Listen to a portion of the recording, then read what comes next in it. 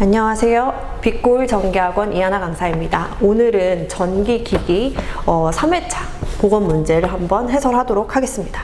1번 문제를 보실게요. 1번 문제를 보시면 전격 용량 100kVA의 단상 변압기 2대로 VV 결선했대요. 자, 그렇다라는 것은 한 대의 용량이 100kVA, 여기에 딱 이렇게 밑줄 그어주시고요. V 결선의 밑줄. 이랬을 때 삼상 전원 공급을 할 때 V결선으로 그 부하의 용량은 몇 kVA를 할 수 있는가 라는 문제예요. 자, V결선의 출력을 물어보는 문제죠. V결선의 출력은 한 상의 몇 배? 루트 3배입니다. 그래서 루트 3에다가 우리가 한 상의 용량이 100이라고 주어졌죠. 그래서 정답은 100 루트 3이에요. 계산하면 173.2가 되겠죠. 그래서 여기서 기억하세요. V 결선일 때의 출력은 루트 3배다. 자, 다음 문제 보도록 하겠습니다. 자, 다음 문제는 2급이면서 회전 속도가 3600rpm짜리 동기 발전기가 있고 얘랑 병렬 운전하려는 12급 발전기의 회전수가 어떻게 되냐를 물어보는 문제인데 이걸 FM대로 풀면요. 자, 동기 발전기의 회전 속도는 바로 우리가 동기 속도라고 부르죠. P분의 120F를 가지고 주파수를 구해야 돼요. 왜? 병렬 운전 조건 중에 하나죠. 주파수가 같아라. 그래서 이 주파수 그대로 이 12급 발전기에도 들어가고 있는 거예요. 그래서 거기서 회전 속도를 우리가 P분의 120F로 다시 한번 구할 수가 있겠죠. 12급 여기서 구한 주파수 여기다 대입하면 되겠죠. 자, 근데 그렇게 풀지 않고 쉽게 빠르게 풀 수 있는 방법이에요. 자, 이런 문제가 나왔다. 극수 곱하기 회전 속도, 이게 A 발전기라고 하면 B 발전기도 극수 곱하기 회전 속도와 함께 서로 같아야 돼요. 그렇게 풀면 바로 나오죠. 여기 7200, 그러니까 12에다가 600을 곱해주면 7200이 나오죠. 그래서 회전수는 600rpm이다. 이렇게 바로 구할 수가 있습니다. 자, 우리 병렬 운전이라는 말이 나왔으니까 지금 우리 문제로 따지면 13번 문제네요. 13번 문제가 병렬 운전 조건을 물어보는 문제니까 여기를 먼저 한번 보고 갈게요. 자, 동기 발전기 병렬 운전 하겠대요. 그때 조건으로 같지 않아도 되는 게 뭐냐? 자, 그럼 보겠습니다. 위상, 기전력의 위상이 같아야죠. 더 중요한 건 만약에 위상이 같지 않으면 어떤 현상이 일어나요? 그쵸? 유효 순환 전류가 흐른다. 다른 말로 동기화 전류가 흐른다. 이런 표현 나올 겁니다. 자, 두 번째, 기전력의 크기가 같아라, 전압이 같아라 라는 말이죠. 전압이 같지 않으면 무효 순환 전류가 흐른다 라고 합니다. 자, 세 번째, 주파수가 같아야 된다. 주파수가 같지 않으면 난조, 진동이 발생한다 그랬습니다. 그래서 병렬 운전 조건으로 같지 않아도 되는 건 몇 번? 전류. 또 B와 비슷한 오답으로 되게 많이 나오는 게요, 용량입니다. 용량도 같지 않아도 된다. 이거 한번 체크하실게요. 자, 다음 문제 보시겠습니다. 전동기 특징이 아닌 게 뭐냐라고 물어보는 문제예요. 자, 근데 어떤 전동기예요? 직류 직권 전동기죠. 자, 직권 전동기 1번, 무부하 운전이나 벨트를 연결한 운전은 위험하다. 자, 벨트를 연결한 운전은 벨트가 벗겨지면 그게 바로 무부하 상태가 됩니다. 무부하 상태가 되면 속도죠. 회전 속도가 무한대로 치솟습니다. 이론적으로 따지면. 그렇기 때문에 굉장히 위험하다라고 표현하죠. 맞죠? 자, 두 번째, 기동 토크가 작다? 아니에요. 우리 중요하죠. 직권 전동기 토크 특성 한번 볼까요? 토크는 전류의 제곱에 비례, 토크는 회전 속도 제곱에 반비례. 이거 굉장히 중요한 특징입니다. 체크 한번 해주시고요. 자, 이게 무슨 뜻이에요? 전류를 내가 똑같이 3A를 흘려줬어. 그러면 여타 다른 전동기는 3A만큼의 토크가 나오겠지만 직권 전동기 같은 경우는 이거에 제곱한 9A에 해당하는 토크가 발생하는 거예요.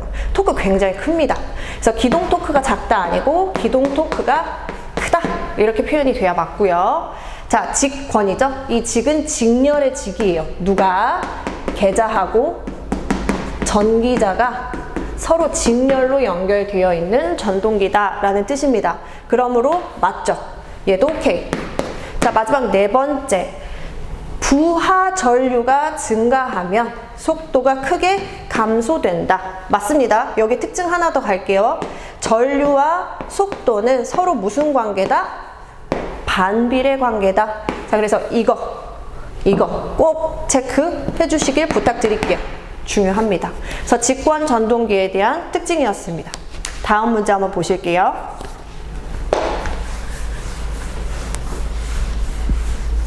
자, 지금 그래프 하나를 딱 줬어요. 그래 놓고 뭘 찾아라? 슬립을 나타내는 곡선이 뭡니까? 라고 물어보는 문제죠. 자, 그럼 하나씩 보고 갈게요. 자, 3번. 출력과 정비례한다. 얘가 바로 토크예요. 그러니까 토크를 의미하는 거고, 자, 토크와 반비례 관계에 있는 게 누구냐? 바로 속도죠. 그래서 이게 속도. 자, 4번이 바로 슬립을 의미하는 곡선입니다. 그럼 2번은 뭐냐? 효율을 의미하는 곡선입니다. 자, 이거는 한번 우리가 보고 넘어가면 좋을 것 같아요. 우리 출력과 토크는 비례하고요. 토크와 속도는 반비례하죠. 그리고 유도전동기에서 속도는 슬립하고 요렇게 우리가 회전 속도를 구할 수가 있어요. 그래서 회전 속도는 슬립이 증가하면 증가할수록 감소하죠. 서로 반비례 관계다. 그러니까 속도가 줄어들수록 슬립은 증가하죠. 그래서 여기에 추가적으로 하나 더 하면, 그래서 슬립이 작을 때, 제일 작을 때 0. 그때가 무슨 상태? 동기 속도로 도는 제일 빠른 상태죠. 하지만 슬립이 제일 클 때, 1일 때는요, 회전이 안 하고 있는 정지 상태이다. 그래서 이렇게 반비례하니까 우리가 몇 번이라고 말할 수 있어요? 슬립은 4번 곡선이다 라고 말할 수 있습니다. 자, 다음 문제 또 보실게요. 자, 동기기의 손실에서 고정손에 해당하는 것은, 자, 그러면 우리가 고정손이 의미하는 게 뭔지 봐야 돼. 손이니까 손실을 말하죠. 고정적으로 나오는 손실이에요. 그게 무슨 뜻이냐? 부하를 달던 말던 고정적으로 나오는 손실이다. 무부하 손실을 의미합니다. 이렇게요. 자, 무부하 손실의 종류가 크게 두 가지가 있어요. 이게 회전기일 때, 그러니까 회전하는 기계의 경우에요. 자, 첫 번째 대표죠. 무부하 손실의 대표, 철손. 말 그대로 철에서 나는 손실이라는 뜻이에요. 자, 두 번째 기계손. 기계손이라는 건 회전 때문에 생기는 손실이라고 생각하면 되니까 이거는 뭐 마찰손을 의미하거나 풍손을 의미합니다. 이렇게요. 근데 얘는 얘에 비하면 굉장히 적어요. 철손이 훨씬 크죠. 철손은 철손에 자속이 훅 하고 들어가게 되면 생기는 그 열 손실을 말하죠. 그래서 철손의 대표 주자 1번 히스테리시스 손실. 두 번째가 맴돌이 전류손이라고도 하고 와류손이라고도 하죠. 그래서 와류 손실, 이렇게 두 개가 있어요. 그래서 다시 문제로 돌아오면 우리가 이건 꼭 기억이요. 고정손에 해당되는 것이 뭐냐?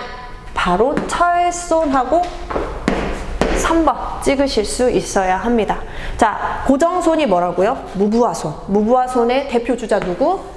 철손입니다. 기억해 주시길 부탁드릴게요. 자, 6번 보시겠습니다.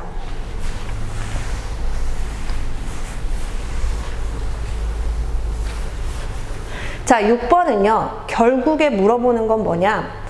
자, 속도 변동률을 어떻게 구하냐를 물어보는 문제예요. 자, 속도 변동률이라는 게 뭐냐? 자, 속도 변동률은요, 속도가 내가 부하를 죄다 달고 움직였을 때의 속도랑 아무것도 안 달고 움직였을 때의 속도랑 얼만큼의 차이가 나니 그 비율을 나타내는 게 속도 변동률이에요. 자, 그럼 이걸 구하는 공식을 좀 봐볼게요. 자, 기준은 항상 누구야? 부하 다 달았을 때, 정상 상태일 때. 그래서 전격 속도라고 표현을 합니다. 그래서 전격 속도분의 아무것도 부하 안 달았을 때의 속도, 무부하시 속도 마이너스 전부하시 속도 곱하기 100. 이게 바로 속도 변동률이죠. 자, 그럼 한번 볼까요? 전부하 속도가 1200rpm. 그때 속도 변동률 2%. 무브와 회전 속도 얼마입니까? 라고 물어보는 문제죠. 시계 대입 한번 해볼게요. 자, 전부하 시 1200rpm. 무브하 시 몰라요. 1200 곱하기 100 했더니 얼마가 나와요? 2%. 저는 0.02라고 표현을 해볼게요. 이거 풀면 되는 거죠. 이거 풀 때 어떻게 풀어요? 이렇게 대각선의 곱이 서로 같다 이렇게 놓고 푸시면요. 정답이 1224rpm이라고 나올 거예요. 그래서 정답은 2번이다. 지금 속도 변동률하고 굉장히 비슷한 게 있어요.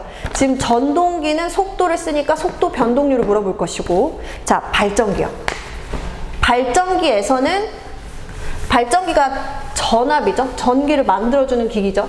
그래서 얘는 전압 변동률을 물어봅니다. 전압 변동률도 개념은 똑같아요. 내가 부하를 다 달았을 때 전압과 달지 않았을 때 전압, 그러니까 유도 기전력 사이에 얼만큼의 차이가 있느냐를 보는 거예요. 자, 그러면 우리가 전압 변동률 공식도 한번 볼게요. 똑같아요. 전압 변동률은 전부하시 다 달았을 때, 그걸 우리는 전격 전압이라고 표현을 합니다. 전부하시 전압이라고도 하고요.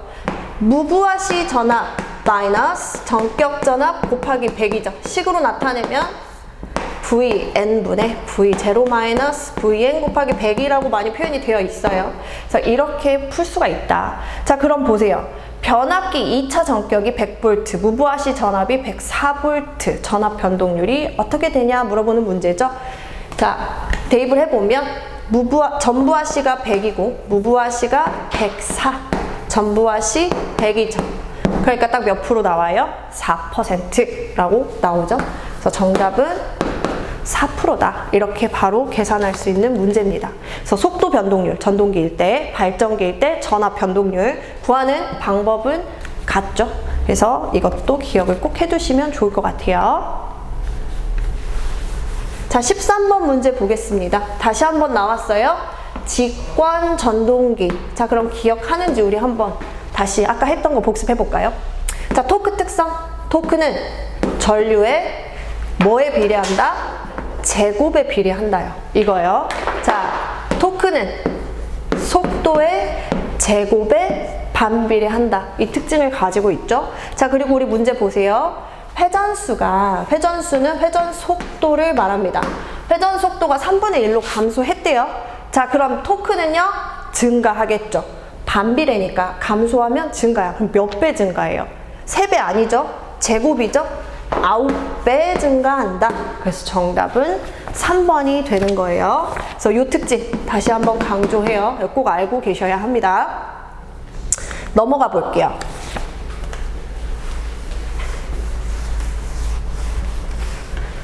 자, 변압기 철심에는 철손을 적게 하기 위해서 철이 약 몇 %인 강판을 사용하는가 했어요. 자, 우리 철손 아까 했죠? 이거 무슨 손?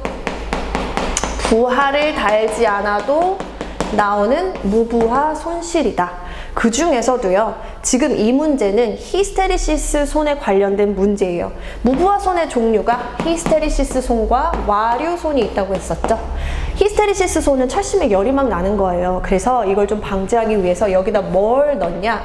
규소를 집어 넣습니다. 이렇게요. 그래서 규소를 집어 넣는데 지금 변압기 같은 경우에는요, 회전하는 기기가 아니죠. 그쵸? 그래서 얘는 조금 더 많이 넣어요. 회전하는 기기에 비해서는 몇 프로? 약 4% 정도 난다고 생각하시면 돼요. 그럼 반대로 철의 함유량이 100%가 아니잖아요. 규소가 4%를 차지하고 있으니까 철의 함유량은 약 96% 정도가 되겠죠. 그걸 물어보는 문제예요. 그러니까 1번 정도의 범위에 있겠네요. 그래서 1번이다. 자, 그럼 참고적으로 와류손을 감소시키기 위해서 우리는 무엇을 하느냐? 얘는 성층을 하죠. 성층을 한다는 건 그냥 두꺼운 철을 그대로 쓰는 게 아니에요. 얘를 슬라이스를 쳐요. 이렇게 얇게 자르죠. 그리고 나서 붙여요. 왜? 그러면 자속이 이렇게 통과하면서 생기는 이 맴도는 전류를 줄일 수가 있어요. 얘를 성층하지 않으면 이만큼의 크기의 전류가 생겨서 열 손실을 나타내겠죠? 그래서 와류손은 성층시킨다. 히스테리시스 손은 규소 함유한다. 이렇게 우리가 기억을 하고 있으시면 되겠습니다. 자, 다음 문제 볼게요.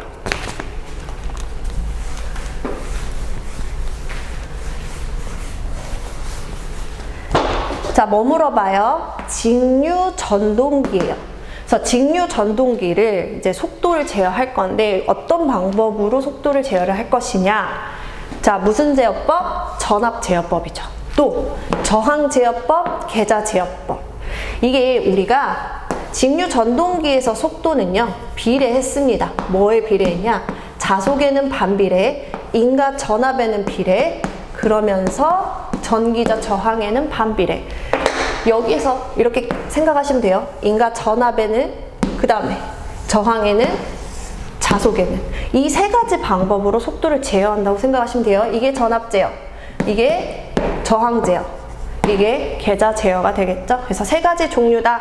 여기서 이렇게 체크해 놓고요. 자, 2차 여자법은 누구 거? 얘는 바로 유도 전동기 거. 유도 전동기 중에서도 누구 거? 여기는 권선형이죠. 권선형 유도 전동기 거다. 이렇게 보시면 되겠습니다. 자, 바로 나오죠. 제가 사실 이 뒷문제를 가지고 왔어요. 속도 제어법에 대해서 차이를 바로 보려고. 자, 이번에는 누구 거예요? 유도 전동기. 그죠? 우리가 쓰고 있는 교류 전동기. 유도 전동기의 속도 제어에 사용을 한대. 뭐를? 인버터 장치를. 그때 이거를 뭐라고 우리가 약호로 쓰냐? 이건 바로 2번입니다. 그래서 이렇게 외우시면 돼요. 인버터 VVVF. 이게 가변 전압, 가변 주파수라는 뜻이에요. 그래서 이런 식으로 속도 제어를 한다라고 보시면 되겠어요. 그래서 이 두 개는 짝꿍으로 외워두시면 좋을 것 같습니다. 자, 10번 문제예요. 10번 문제도 유도기의 효율을 물어보는 문제죠. 자, 정리 먼저 하고 갈까요? 우리가 효율이란 입력분의 출력 곱하기 101개 효율이죠. 이걸 우리가 유도 전동기에 대입해서 생각을 해보면 유도 전동기에서 항상 기준이 되는 쪽은 부하가 붙는 2차 측이다 했어요. 그래서 2차 측의 입력분의, 입력 이렇게요. 2차 측에서 나오는 기계적 출력이죠. 출력, 아웃풋 이렇게 표현을 합니다. 자, 근데 우리가 여기서 한 가지 알아야 될 거. 자, 2차 입력 때 입력을 주면 손실이 생기겠죠? 이거 동손, 부하를 달았을 때 이제 권선에 생기는 손실, 가장 큰 손실, 부하손이죠? 그리고 그때 나오는 출력을 우리가 비례식으로 한번 살펴보면 입력을 100을 넣어줘요. 그러면 손실이 딱 슬린 만큼 나온대요. 그러니까 출력은 어떻게 돼요? 입력에서 손실을 뺀 것만큼 되겠죠. 그래서 여기서부터 우리가 무엇을 알아낼 수 있느냐? 이 입력과 출력 사이의 관계를 식으로 정의를 할 수가 있어요. 이렇게 보세요. 자, 어떻게 해요? 비례식에서 안쪽 길이의 곱은 바깥쪽 길이의 곱과 같다. 이렇게 나타낼 수 있습니다. 그러므로 출력은 1-S 곱하기 입력과 같다라고 말할 수 있어요. 이걸 그대로 여기다 대입하려고요. 대입해 볼게요. 자, 입력분의 출력이 뭐라고요? 1-S 곱하기 P2라고 했어요. 약분. 그럼 결국에 뭐만 남아? 1-S. 이렇게 남죠. 아, 유도기에서 효율이 입력분의 출력은 1-S와 똑같은 거구나. 여기서 하나 더요. 그리고 또 뭐 있어요? 1-S. 이거 어디서 많이 봤을 거예요. 우리가 유도 전동기에서 중요한 식 중에 하나, 회전 속도라는 녀석은 1-S에다가 동기 속도를 곱한 것과 같다라는 중요 공식이 있었죠. 그래서 여기에 대입해서 우리가 뭐라고 끌어낼 수 있어요? 1-S는 동기 속도분의 회전 속도와 같다라고 나타낼 수 있다고. 그래서 이거를 동기 속도분의 회전 속도하고 같다라고 말할 수 있다고. 그리고 개념적으로 생각을 해봐도 입력값이죠. 그죠? 회전작에 의해서 생기는 동기 속도. 이게 입력값이라면 2차 측에 생기는 이제 회전 속도죠. 그래서 이게 출력이다. 이렇게 보셔도 무관하다. 그러므로 입력분의 출력, 1-S, 입력분의 출력. 이렇게 생각하시면 됩니다. 그러므로 효율 표기로 틀린 게 뭐냐라고 물어보면 바로 2번 딱 나오죠. 그냥 봐도 아시겠죠? 이건 입력분의 손실이죠. 그래서 이건 아니다. 요거 잘 나오니까요. 요거 체크 한번 해주시면 좋겠습니다. 자, 11번 문제 볼게요. 바로 나와요. 자, 유도 전동기의 회전수를 구하시오. 자, 위에 보이세요? 그게 중요하다고 했었죠? 자, 회전 속도에는 다시 한번 1-s 곱하기 동기 속도다. 근데 동기 속도를 그냥 주는 문제 없겠죠? 자, 동기 속도 어떻게 구해요? P분의 120F RPM이죠. 그래서 이걸 이렇게 넣어서 계산하실 수 있어야 돼요. 자, 그럼 계산 한번 해볼게요. 회전 속도 N은 슬립이 4%, 0.04죠. 거기에 몇 극이에요? 4극. 자, 주파수 몇 헤르츠짜리 들어갔어요? 60헤르츠짜리 들어갔네요. 그래서 이거 계산을 하면 되는 문제다. 그래서 그렇게 계산을 하면은요, 1728 RPM이 나옵니다. 그래서 정답은 3번이다. 이렇게 보시면 되겠어요.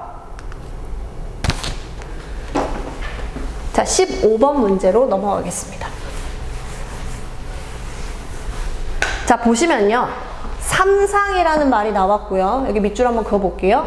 그리고 이때 지금 저압측 그랬으니까 우리는 몇 볼트 보면 돼? 저압측 200V 보면 되죠? 13200V 들어가서 200V로 변성이 되니까 이쪽이 저압측이죠. 그때 전류를 구하는데 그냥 전류 아니야. 유효분을 구하래요. 유효분 보는 순간 우리 손은 뭘 쓰고 있어야 돼? 코사인 세타를 쓰고 있어야 돼요.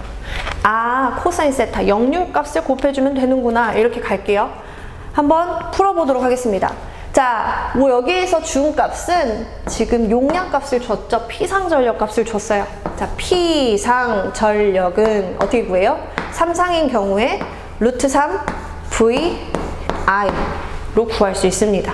자, 근데 저압측이라고 했으니까 루트 3에 200V 전류 얼마인지 모르잖아요. 그죠?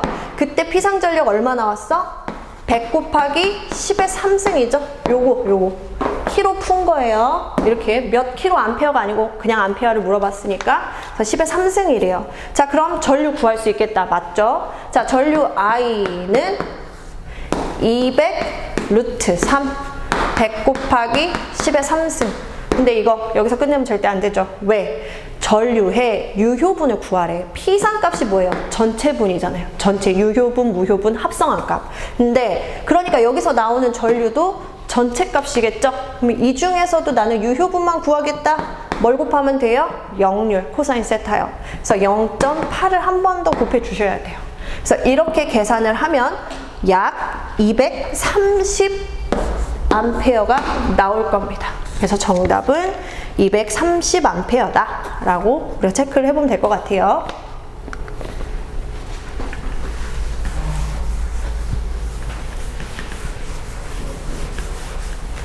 자, 다음 문제 보시겠습니다. 단락비가 큰 동기발전기에 대한 설명으로 알맞은 것은, 이거는 한 번만 설명드리면 금방 이해되실 수 있으니까 빨리 가볼게요. 자, 단락비 공식입니다. 이것도 암기. 사실 기기는 공식이 그렇게 많지는 않은데 우리가 외워야 될 건 더 적어요. 그 중에서도 동기 속도 그거 꼭 외우셔야 되고, 아까 우리 유도 전동기의 회전 속도 하나 더, 단락비도 이에 해당합니다. 자, 단락비 볼게요. 단락비라 전격 전류분의 단락 전류다. 이렇게 구할 수 있고요. 이것은 곧 퍼센트 동기 임피던스분의 100과 같다라고 말할 수 있습니다. 이렇게요. 자, 그럼 여기서 단락비가 크다의 의미는 지금 보면 뭐예요? 단락 전류가 커야 단락비가 큰 거겠죠. 그죠? 그러면서 이거는요, 임피던스는 작아야 단락비가 커져. 그러면 결론이에요. 자, 임피던스가 작대요. 동기 임피던스가 작으면 뭐가 또 작아요? 이 임피던스에서 뚝 떨어지는 전압, 강압값도 작아져. 그러니까 전압, 변동률도 작아져. 하나 더, 임피던스에서 차지하고 있는 리액턴스죠. 이 코일, 여기에서 L이 차지하는 게 바로 L이 이제 전기자 반작용에 의하면 이제 감자작용의 역할을 하는데요. 얘가 작아지니까 뭐 그 값도 작아지겠죠. 그래서 전기자 반작용도 또 작아져. 이렇게요.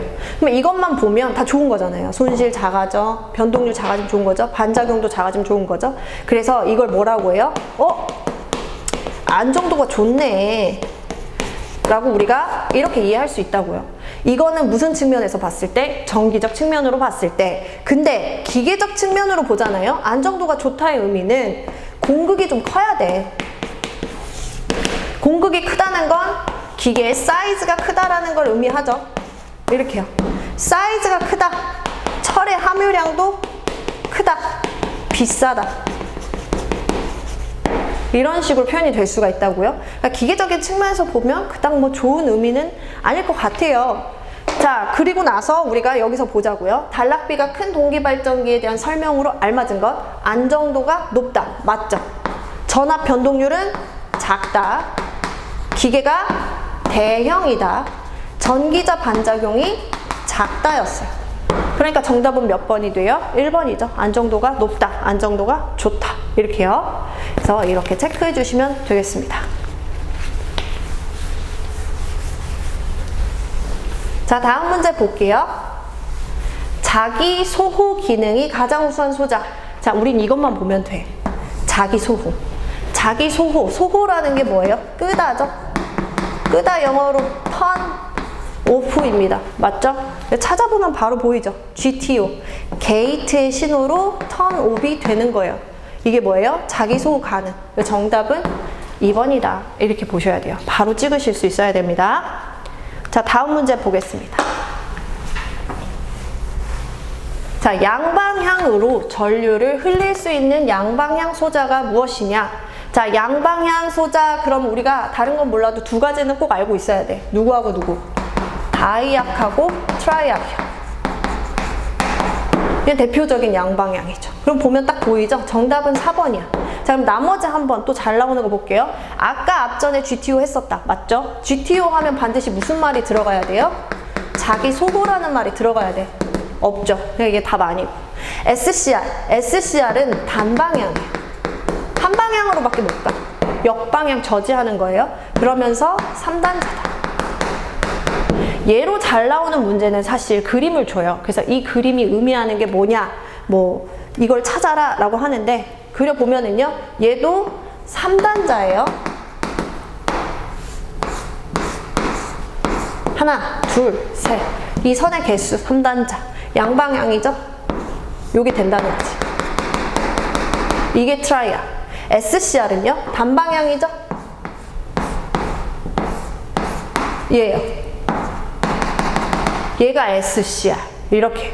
그래서 이 정도만 좀 구분하시면 돼요. 다이약은요? 다이약은 얘만 없으면 2단자 되죠? 그래서 얘가 다이약이다. 이 정도 물어봅니다. 그래서 이것만 잘 찾아낼 수 있으면 된다. 자, 19번이요.